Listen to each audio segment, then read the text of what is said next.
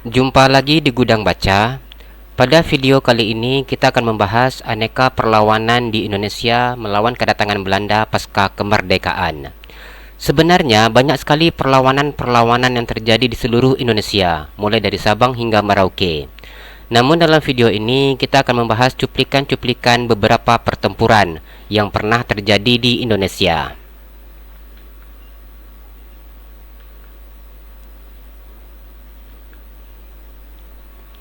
Yang pertama kita bahas adalah pertempuran di Ambarawa. Pertempuran di Ambarawa diawali kedatangan tentara sekutu di Semarang pada tanggal 20 Oktober tahun 1945. Mereka datang untuk mengurus tawanan perang. Pihak pimpinan sekutu berjanji tidak akan mengganggu kedaulatan Republik Indonesia. Ternyata sekutu diboncengi oleh Nika. Insiden bersenjata mulai timbul di Magelang. Kejadian itu meluas menjadi pertempuran setelah pasukan sekutu membebaskan para interniran Belanda di Magelang dan Ambarawa. Gencatan senjata terjadi setelah Presiden Soekarno turun tangan. Akan tetapi, secara diam-diam sekutu meninggalkan Magelang menuju Ambarawa pada tanggal 21 November tahun 1945. Mayor Soemarto memimpin perlawanan TKR dan para pemuda menentang tentara sekutu. Gerakan tentara sekutu berhasil ditahan di Desa Jambu berkat bantuan dari resimen kedua yang dipimpin oleh Muhammad Sarbini. Batalion Polisi Istimewa di bawah pimpinan Oni Sastroatmojo dan batalion dari Yogyakarta. Dalam pertempuran di Desa Jambu pada tanggal 26 November 1945, Letnan Kolonel Isdiman, yaitu Komandan Resimen Banyumas, gugur.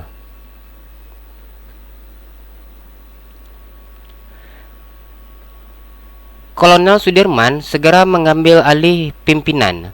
Setelah mengadakan konsolidasi dengan para komandan sektor, Kolonel Sudirman memimpin pertempuran melawan sekutu pada tanggal 12 Desember tahun 1945. Dalam waktu 1,5 jam, TKR sudah mengepung kota Ambarawa. 4 hari kemudian tentara sekutu mundur ke Semarang.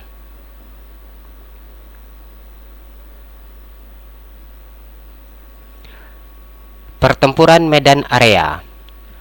Berita proklamasi Republik Indonesia baru sampai di kota Medan pada tanggal 27 Agustus tahun 1945. Keterlambatan berita tersebut karena sulitnya komunikasi dan sensor ketat terhadap berita-berita oleh tentara Jepang. Berita proklamasi kemerdekaan dibawa oleh Mr. Tengku Muhammad Hasan yang diangkat menjadi Gubernur Sumatera.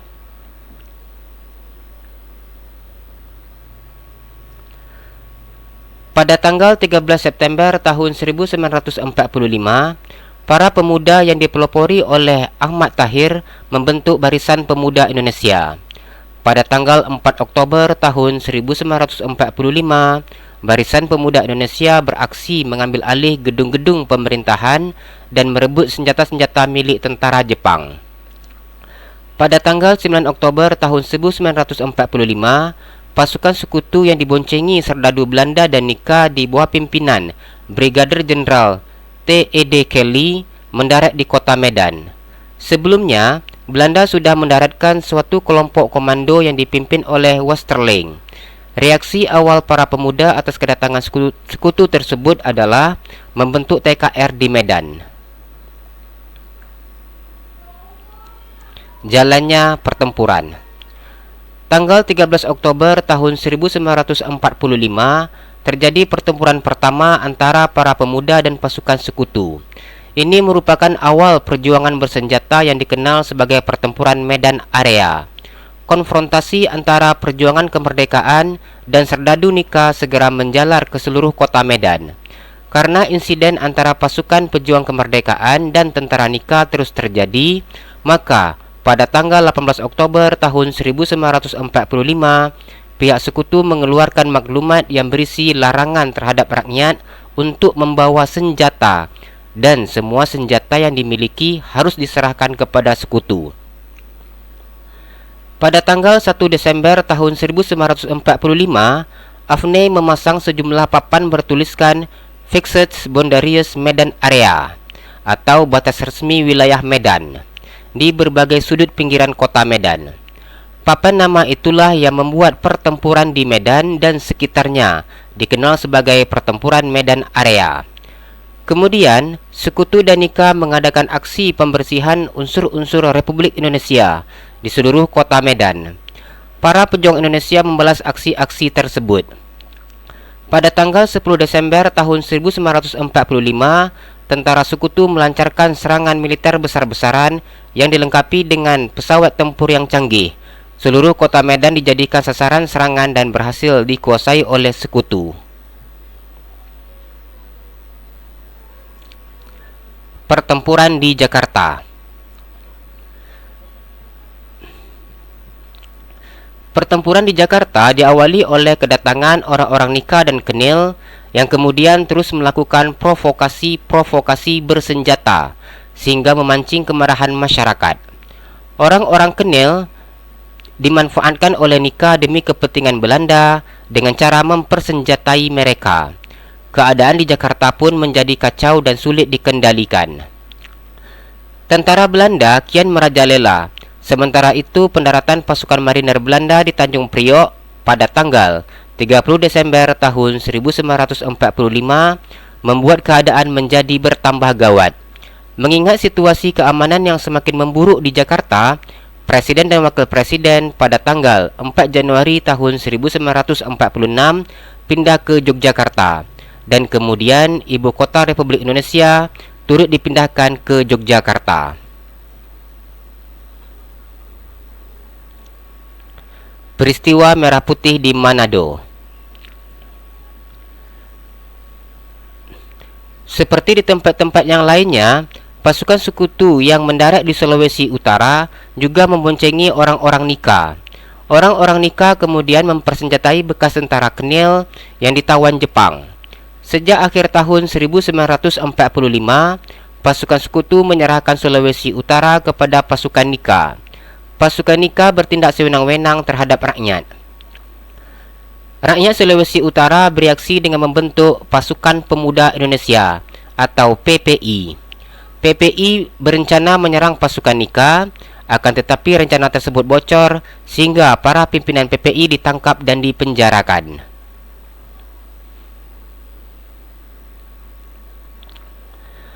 Pada tanggal 14 Februari tahun 1946, para pejuang PPI menyerbu markas Nika di Teling. Mereka berhasil membebaskan pimpinan PPI dan menawan komandan Nika beserta pasukannya. Selanjutnya, para pejuang merobek bendera merah putih biru Belanda dan menjadikannya merah putih. Bendera itu kemudian dikibarkan di markas Belanda di Teling. Oleh karena itu, peristiwa itu dikenal dengan nama peristiwa Merah Putih di Manado. Para pejuang dapat mengusir Nika dari Sulawesi Utara. Pada tanggal 16 Februari tahun 1946, pemerintahan sipil terbentuk. Pemerintahan sipil itu dipimpin oleh W.B. Lapian sebagai residen.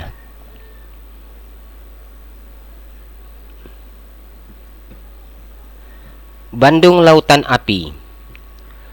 Pada bulan Oktober tahun 1945, tentara Sekutu memasuki kota Bandung. Pada waktu itu, para pemuda dan para pejuang kota Bandung sedang melaksanakan pemindahan kekuasaan dan melucuti senjata atau peralatan perang lainnya dari tangan Jepang. Tentara Sekutu menuntut para pemuda dan pejuang agar menyerahkan semua hasil pelucutan tentara Jepang kepada Sekutu.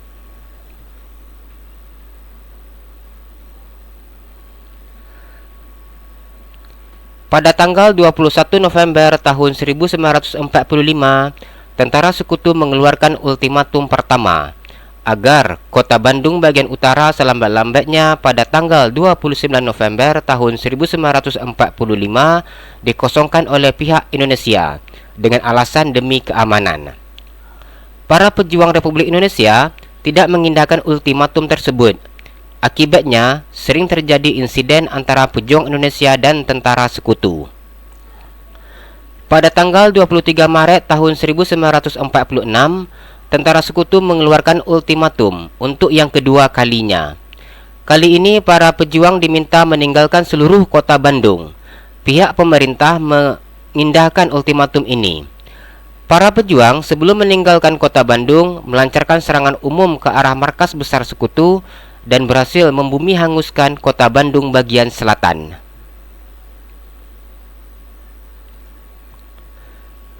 Pertempuran Margarana. Pada tanggal 2 dan 3 Maret tahun 1946, Belanda mendaratkan kira-kira 2.000 tentara di Bali. Pada waktu itu, Letkol Kolonel I Gusti Ngurah Rai sedang berada di Yogyakarta untuk berkonsultasi dengan markas tertinggi TRI mengenai pembinaan resimen Sunda Kecil dan cara-cara menghadapi Belanda. Akibat perundingan Linggarjati, daerah kekuasaan de facto Republik Indonesia yang diakui hanya terdiri dari Jawa, Madura, dan Sumatera. Hal itu berarti Bali tidak diakui sebagai bagian dari Republik Indonesia. I Gusti Ngurah Rai juga mendapati pasukannya terpencar-pencar. Sementara itu, Belanda sedang mengusahakan berdirinya suatu negara boneka di wilayah Indonesia bagian timur. I Gusti Ngurah Rai dibujuk oleh Belanda untuk bekerja sama. Ajakan tersebut ditolak oleh I Gusti Ngurah Rai. Pada tanggal 18 November tahun 1946, I Gusti Ngurah Rai menyerang Belanda. Pasukan Ngurah Rai berhasil menguasai Tabanan. Namun, karena kekuatan pasukan yang tidak seimbang, akhirnya pasukan Ngurah Rai dapat dikalahkan dalam pertempuran Puputan di Margarana, sebelah utara Tabanan. I Gusti Ngurah Rai gugur bersama anak buahnya.